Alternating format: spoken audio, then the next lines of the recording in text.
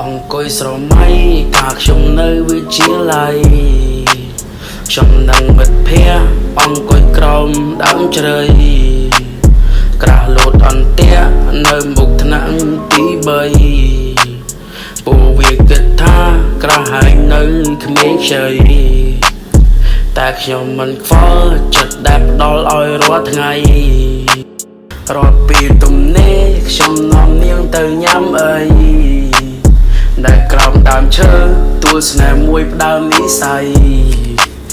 ពួកវាតាមមើលឡើងផ្លឹកស្មារតីកុំចង់បំបែកខ្ញុំនឹងនាងគូនិស័យស្នេហ៍តាំងពីតូចឬតាំងពីថ្នាក់មើលតៃចាំមុនរៀនចប់នាំមេបាទៅចូលស្រីអូននឹងកាន់ដៃអូនមិនអោយទៅណាអូនកុំខ្វាយខ្វល់ច្រើនពេកព្រោះចិត្តរៀងរាមានតែជីវ៉ា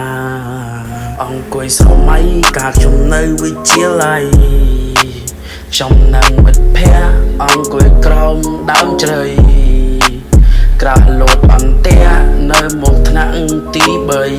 3ពួកវាថាក្រាស់ហើយនៅក្មេងខ្ចីតែខ្ញុំមិនខ្វល់ចិត្តដែលផ្ដល់ឲ្យរាល់ថ្ងៃឲ្យតែទំនេរខ្ញុំនាំនាងទៅញ៉ាំអីនៅក្រោមដើមឈើទួលដែលផ្ដើមនិស័យពួកវាតាមមើលឡើងផ្លឹកស្មារតី